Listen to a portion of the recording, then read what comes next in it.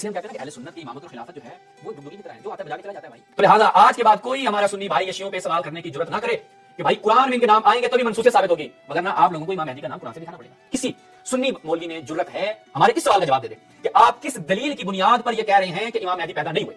اعوذ باللہ من الشیطان الرجیم، بسم اللہ الرحمن الرحیم. تمام ناظرین کی خدمت میں السلام علیکم ورحمۃ اللہ. ایک پروگرام 24 نیوز پہ ہمیں دیکھنے کو ملتا ہے اور بڑی دلچسپ اس میں گفتگو ہوئی، نہایت دلچسپ، یعنی واقعاً لطف آیا اس گفتگو کا. انشاءاللہ آپ کو بھی لطف آئے گا جب ہم سنیں گے اس گفتگو کو، اور اس میں جو بحث ہوئی ہے وہ انشاءاللہ آج آپ لوگوں کے لیے ایک فیصلہ کن مرحلہ ہوگا، بالخصوص شیعہ سنی جو ایک مسئلہ امامت اور خلافت کو لے کر ہے.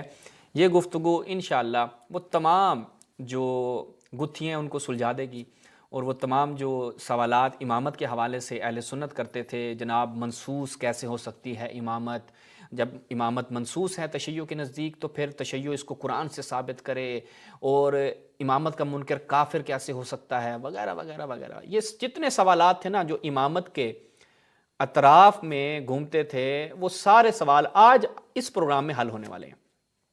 اب یہ اعجاز کہیں، اتفاق کہیں یا حسن اتفاق کہیں، جو بھی کہیں، لیکن بڑا ایک اچھا جو ہے وہ ہمیں پروگرام دیکھنے کو ملا، جس سے آج انشاءاللہ ہم استفادہ کریں گے اور اس پہ گفتگو کریں گے. چلتے ہیں جی، آپ کے سامنے رکھتے ہیں، یہ ملاحظہ فرمائیں. بڑا زبردست سوال ہے، تو بس سنیے گا، سنیے گا. تو کیا امام مہدی جو ہیں یہ من جانب اللہ ہے؟ امام میں تو جو سوال، کیا امام مہدی من جانب اللہ ہیں، یعنی اللہ کی طرف سے امام ہیں؟ سوال ہے جی، امام مہدی کو آپ امام مانتے ہیں، خلیفہ مانتے ہیں کہ وہ آئیں گے؟ آپ کا اور ہمارا اختلاف جو جن مسائل میں ہے اس سے قطع نظر، صرف نظر، کیا امام مہدی جو امام ہوں گے، ان کو آپ امام کہہ رہے ہیں، وہ کس طرح سے آپ کے امام ہیں، وہ طریقہ کار کیا ہے؟ اب یہاں پر انہوں نے سوال کیا مولوی صاحب سے، اور مولوی صاحب کیسے فمبل کریں گے اور یہاں پر کیا کیا انہوں نے نکالنی ہے اس میں سے چیزیں، یہ ذرا سنیے گا. حضرت نے بات کی، میں شاید وہی دوبارہ کہلا سکوں گا، اس میں بڑی تفصیل سے اور بڑی خوبصورتی سے ایک جامع بات مفتی صاحب نے کہی ہے، اور اس میں شاید میرے لیے کوئی اضافہ ممکن نہ ہو امام مہدی رحمۃ اللہ علیہ کے لیے. باقی من جانب اللہ کا اگر معنی بہت وسیع معنی ہے، اگر من جانب اللہ کا بہت وسیع معنی ہے، مفتی صاحب آپ کو بتائیں گے وہ کیسے وسیع معنی ہے. من جانب اللہ کا معنی وہ نبوت کی تسلسل میں دیکھیں تو پھر تو نہ ہے، نبوت تو نہیں ہے نا، تسلسل وہی ہے من جانب اللہ. اور اگر یہ ہے کہ اللہ تعالیٰ نے انہیں توفیق دی ہے، اللہ تعالیٰ نے بھائی جب آپ ان کو کیا امام رہے ہیں اور آپ کے وہ امام ہوں گے تو وہ نبوت والا تو اصلاً کیا کہتے ہیں جی، تخصصاً خارج ہو گیا نا، اس کا تو اصلاً سوال ہی پیدا نہیں ہوتا. لیکن مفتی صاحب کو چونکہ جواب نہیں مل رہا، وہ سیدھا جواب بھی نہیں دے پا رہے، انہیں پتہ ہے بات کہاں تک جائے گی، تو لہٰذا یہاں پر تھوڑا سا ششوپن سے کام لے رہے ہیں. آگے سنیں. انہیں توفیق دی ہے اور ان کے ذریعے یہ سارے کام ہوں گے، یہ بھی تو من جانب، ہم تو کہتے ہیں یہ سارے خیر کا کام ہی من جانب اللہ ہے، تو اس زمرے میں اور اس معنی میں تو وہ بھی من جانب اللہ. اچھا، یعنی آپ جو بھی کام کر رہے ہیں خیر کا کام ہے، من جانب اللہ ہے، تو لہٰذا یہ مصعب یہ کیا تک بنتی ہے اس بات کی؟ سیدھے سیدھا جواب دیں کہ وہ جس منصب کی بات کی جا رہی ہے، تو آپ یہ جو کام کر رہے ہیں، خیر کا کام کیے جا رہے ہیں، یہ سارے من جانب اللہ ہیں. بھیا وہ آپ تو کچھ بھی کر رہے ہیں خدا کے اذن سے ہو رہا ہے، خدا کے اذن سے تو کچھ نہیں ہو کے بغیر تو کچھ نہیں ہو سکتا نا. اب آپ، لیکن اللہ تعالیٰ نے آپ کو اختیار دیا ہے، آپ نیک کام کر رہے ہیں تو اللہ تعالیٰ نے آپ کو اس کا اختیار دیا ہے.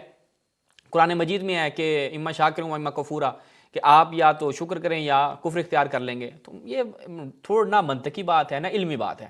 آپ نے جواب نہیں دیا، لیکن ابھی آگے چلیں. وہ ہوسٹ بڑا زبردست ہے، وہ اسی بات پہ رکا ہوا ہے کہ بھائی مجھے اس کا جواب صحیح سے دے. سنیں. یہ معنی بہت مفہوم رکھتا ہے من جانب اللہ، یعنی نہ اس کا انکار کیا جا سکتا ہے، نہ یہ خاص معنوں میں اس کا اقرار. مسلمانوں کی قیادت کریں گے، خلافت قائم کریں گے، امام کہلائیں گے. تو یہ مفتی صاحب نے بڑی خوبصورتی سے بیان کر دیا. ایک ہی شخصیت امامت کی جب آپ بات کرتے ہیں، اگر امامت میں وہ تصور ہے جو ہمارے بھائیوں کے یہاں ہے، اہل تشیع کے یہاں، وہ تصور ہمارے یہاں نہیں ہے. بڑی زبردست بات کی ہے کہ امامت کا جو تصور بھائیوں کے ہاں ہے وہ ہمارے ہاں نہیں ہے. بھائیوں کے ہاں کیا ہے، شیعوں کے ہاں کیا ہے، امام من جانب اللہ منصوص ہوتا ہے. یہ بھی سارے اعتراف کریں گے. تو بھائی بھائیوں کے ہاں بھی یہی ہے، آپ بھی امام مہدی کے بارے میں یہ مانیں گے. اچھا، اب آپ یہ بتائیں کہ وہ جو امام مہدی آپ کے آئیں گے وہ معصوم ہوں گے یا غیر معصوم ہوں گے؟ کیا آپ امام مہدی کو غیر معصوم مانتے ہیں؟ وہ آئیں گے اور وہ فسق بھی انجام دے سکتے ہیں یا گناہ بھی انجام دے سکتے ہیں وغیرہ وغیرہ. تو آپ بتائیں تشیع تو بھائیوں کے ہاں جو امام ہوگا وہ معصوم ہوگا، چونکہ وہ خدا کا انتخاب کردہ ہے، اور جو خدا کا انتخاب کردہ ہوگا مفتی صاحب اس پہ تو آپ بھی نہیں کہیں گے کہ وہ غیر معصوم ہو سکتا ہے یا وہ فسق انجام دے سکتا ہے، وہ گناہ انجام دے سکتا ہے، ٹھیک ہے۔ اچھا، اور بھائیوں کے ہاں کیا ہے، وہ افضل الناس ہوگا، تو آپ بھی نہیں کہیں گے کہ امام مہدی، حتیٰ کہ حضرت عیسیٰ، ابھی آپ خود بھی بیان کریں گے کہ حضرت عیسیٰ علیہ السلام جو نبی ہوں گے وہ رکے ہوئے کس وجہ سے، آخری زمانے میں امام مہدی کے پیچھے آگے انہوں نے نماز پڑھنی ہے، ٹھیک ہے۔ یہ اور بھائیوں کے ہاں کیا ہے، تو یہ جو انہوں نے بات کی، اور ساتھ میں مفتی انیف قریشی صاحب بھی یہاں پر اپنی ایسے گردن ہلا رہے ہیں کہ جو بھائیوں کے ہیں، تو آپ امام مہدی کے بارے میں وہ بھائیوں سے آ کے تھوڑی تفقیق تو دینا کہ مثلا بھائی اپنے ائمہ کے بارے میں یہ چیز مانتے ہیں، ہم یہ چیز نہیں مانتے، ٹھیک ہے، تو آپ نے وہ تو تفقیق دی نہیں ہے۔ چلیں جی آگے سنیں۔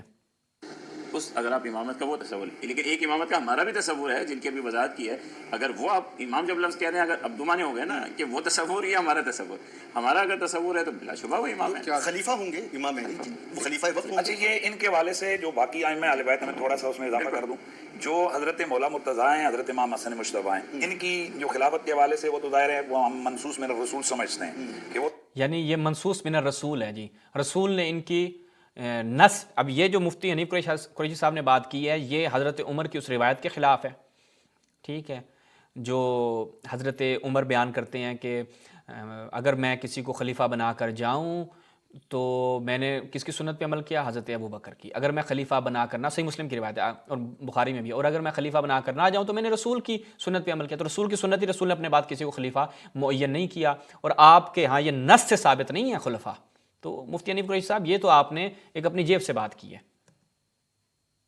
وہ تو نصوص موجود ہیں، وہ 30 برس کے اندر آ گئے ہیں۔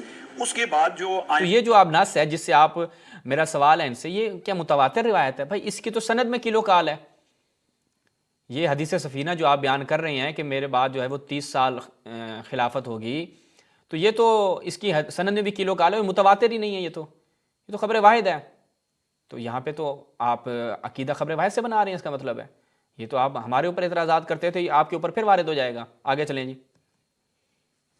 ائمہ آگے حضرت سیدنا امام حسین، حضرت سیدنا امام زین العابدین، امام محمد باقر، امام جعفر صادق، امام موسیٰ کاظم، امام علی رضا، امام محمد تقی، امام علی نقی، امام حسن عسکری، یہ اپنے علمی قد کاٹ، اپنے اس دور میں دین کی خدمات، یہ بھی ہمارے ہیں، جی جی بالکل یہ بھی ہمارے ہیں، جی جی صرف آپ کے نہیں ہے، یہ اچھا، ان سب کا ہمارے بزرگ ہیں۔ میں کی وجہ سے یہ اس قابل ہیں کہ بھائی ان کا نام، امام مہدی کی جو شخصیت ہے وہ الگ ہے ان کے مقابلے میں، وہ امام مہدی کی شخصیت الگ ہے، ٹھیک ہے جی، کیا ہے کہ وہ منصوص ہیں۔ سنیے ذرا دوبارہ۔ امام مہدی کی جو شخصیت ہے وہ الگ ہے ان کے مقابلے میں، وہ کیا ہے کہ وہ منصوص ہیں۔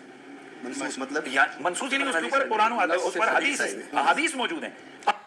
تو بس ناظرین ایک مسئلہ جو یہاں سے حل ہو گیا کہ امام مہدی کی امامت منصوص ہے، منصوص من اللہ ہوں گے امام مہدی۔ مفتی حنیف قریشی صاحب نے اعتراف کیا، تو وہ جو سوال کرتے تھے کہ آپ امام علی علیہ السلام کا نام قرآن میں دکھائیں، کہاں ہے حضرت امام علی علیہ السلام کا؟ اپنے 12 ائمہ کی امامت قرآن سے دکھائیں، کیوں؟ ان کے نام تو نہیں ہے قرآن میں، بھائی کیوں دکھائیں؟ چونکہ آپ ان کے لیے منصوصیت کے قائل ہیں، چونکہ آپ ان کے لیے منصوصیت کے قائل ہیں، تو لہٰذا آج کے بعد کوئی ہمارا سنی بھائی یہ شیعوں پہ سوال کرنے کی جرت نہ کرے کہ بھائی قرآن میں ان کے نام آئیں گے تبھی منصوصیت ثابت ہوگی، وگرنہ آپ لوگوں کو امام مہدی کا نام قرآن سے دکھانا پڑے گا۔ آ گئے نا جناب؟ آگے سنیں جی، ابھی تو یہ بریلوی، ابھی دیوبند، اہل حدیث سارے اپنے منہ سے اگلیں گے یہی بات۔ میں ان کو نہیں مانتا، ہم اس کو زیادہ سے زیادہ یہ کہیں گے کہ یہ امت کے ایک ہٹ کے اس نے ناپسندیدہ کام کیا، ہم اپنا کانسیپٹ بیان کر رہے ہیں، لیکن اگر ہمارے ہاں کوئی کہتا ہے کہ امام محمد مہدی کی ہستی کو میں نہیں مانتا ہوں، وہ گمراہ جہنمی ہے۔ امام مہدی کی منصوصیت کا جو انکار کرے گا ان کو نہیں مانے گا جہنمی۔ تو بھائی جب منصوص مان لیا، ٹھیک ہے، نصوص کی بنیاد پر ان کو مان لیا، تو جو انکار کرے گا جہنمی۔ شیعہ جب یہی موقف اپناتے ہیں تب آپ کہتے ہیں بھائی شیعہ تو تکفیری ہو گئے، شیعہ تو لوگوں کو جہنم میں بھیج رہے ہیں۔ بھائی آپ بھی بھیج رہے ہیں، آپ وہی منصوصیت کا قاعدہ وہاں پہ فٹ کر کے بھیج رہے ہیں، ہمارا ہے کہ ہم منصوصیت کا ان 12 کے لیے منصوصیت کے قائل ہیں، نتیجہ تو دونوں نکال رہے ہیں۔ آگے سنیں۔ وہ نصوص قطعیہ کا انکار کر رہا ہے، تو اس لیے یہ کانسیپٹ تھوڑا سا یہ جاننے چاہ رہا ہوں نا کہ اس کا مطلب تو یہ ہوا کہ وہ من جانب اللہ ہی ہوں گے نا؟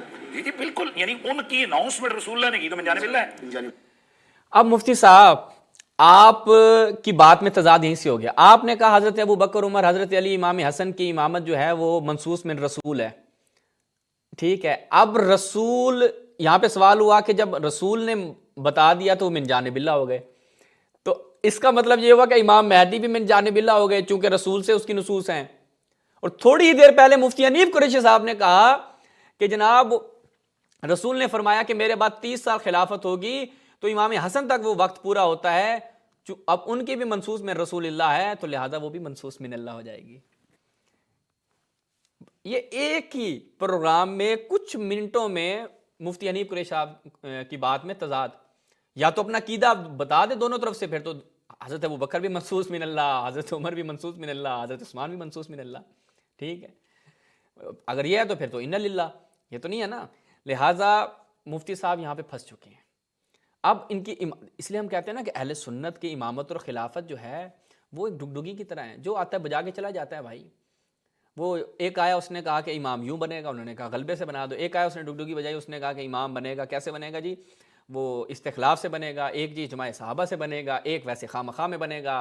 وہ سارے جو آئے بناتے گئے, چونکہ منصوصیت نہیں ہے نا. تو لہٰذا یہاں پہ آپ برادران اہل سنت توجہ کریں کہ آج خود اہل سنت کی زبانی ان کی امامت اور خلافت کا آپریشن ہو رہا ہے. میں تو کچھ کر ہی نہیں رہا, یہ خود ہی اپنے ساتھ کر رہی ہیں. آگے سنیں. یہاں پر ہم ایک بریک لیتے ہیں اور بریک کے بعد گفتگو کا سلسلہ وہیں سے شروع کریں گے جہاں سے آگے سنیے. آپ کو ایک بار پھر خوش بالکل ہو سکتا ہے کوئی اس میں جانب اللہ جو ہے وہ خلیفہ وقت یا امام ہو سکتا ہے. جی بالکل ہو سکتا ہے, کوئی اس میں دو رائے نہیں ہے. من جانب اللہ خلیفہ وقت اور امام ہو سکتا ہے.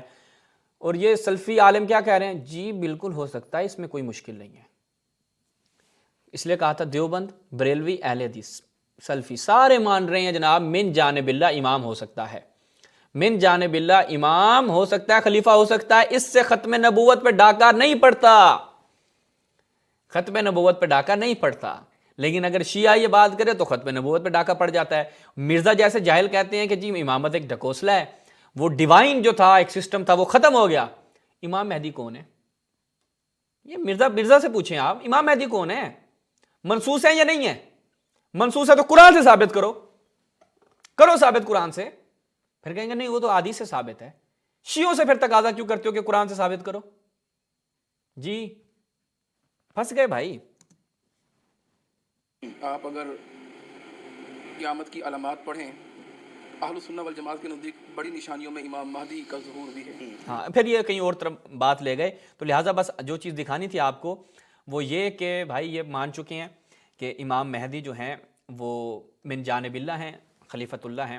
اب یہاں پہ ایک میرا سوال, کہتے ہیں جی اختلاف کہاں پہ ہے؟ یہ توجہ کیجیے گا ناظرین, اختلاف کہاں پہ؟ اختلاف کہتے ہیں کہ ان کے ہاں امام مہدی پیدا ہو چکے ہیں, ہمارے ہاں بھی پیدا ہونے ہیں.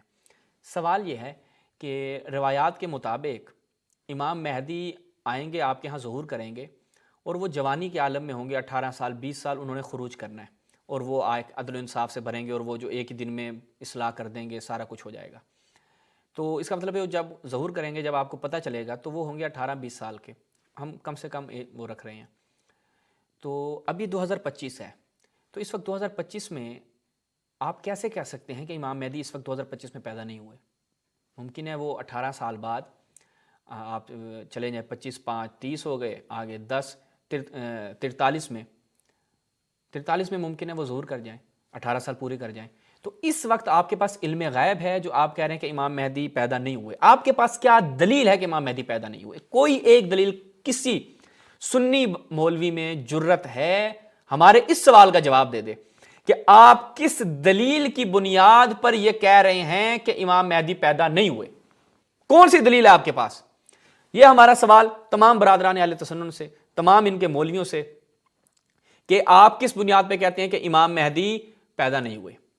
ایک سوال. دوسرا, آپ لوگ یہ بتائیں کہ امام مہدی کی خلافت امامت جب منصوص ہے تو ختم نبوت پہ ڈاکہ نہیں پڑا, قرآن سے بھی ثابت نہیں ہوئی, آپ تو ہم سے قرآن کا تقاضا کرتے ہیں, امام مہدی کا نام قرآن میں بھی نہیں ہے, تو بھائی یہ پھر کیسے امامت ثابت ہو گئی؟ پھر ہم سے کیوں سوال کیے جاتے ہیں, ہم سے کیوں تقاضا کیا جاتا ہے کہ قرآن میں ان کے نام بھی دکھائے جائیں, قرآن سے ہی ثابت کریں؟ تو ہم سے تقاضا نہیں بنتا آپ لوگوں کا. تو لہٰذا یہ ہمارے دو سوال جو تمام برادران اہل تسنن کی خدمت میں اور تمام ان کے مولویوں کی خدمت میں ہیں کہ آپ کے پاس کون سی دلیل ہے کہ امام مہدی پیدا نہیں ہوئے؟ بسم اللہ، ہم آپ کے منتظر ہیں کہ آپ اس کا جواب دیں۔ اب جو روایت ہے جو میں آپ کی خدمت بیان کرنا چاہتا ہوں، جو صراحت سے بیان کرتی ہے کہ امام مہدی خلیفۃ اللہ ہیں،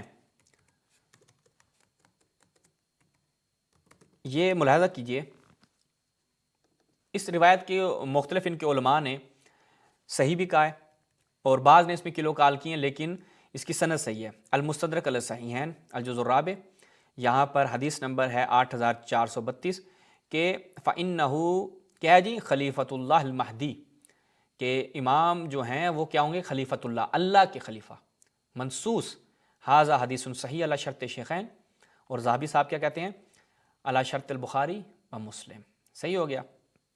اچھا ایک، اس کے بعد مسند امام احمد بن حنبل شعیب ارناؤت، تو یہاں پر الجزء 37ویں جلد ہے، اخرج ابن ماجہ والبیہقی من طریق عبد الرزاق والحاکم من طریق الحسین بن حفص کلاہما عن سفیان الثوری رجال الثقات رجال الصحیح، ٹھیک ہے جی، یہ مسند احمد بن حنبل سے وہی روایت خلیفۃ اللہ مہدی۔ اس کے بعد جناب کاندھلوی صاحب، شیخ الحدیث و تفسیر جامعہ اشرفیہ نیلا گنبد لاہور، مترجم ہے ابراہیم ارباب، یہ یہاں پہ کیا نقل کرتے ہیں اپنی اس کتاب میں، یہاں کہتے ہیں حدیث میں آیا ہے کہ جب امام مہدی مدینہ منورہ سے مکہ مکرمہ کی طرف آئیں گے، لوگ ان کو پہچانیں گے، ان کی بیعت کریں گے۔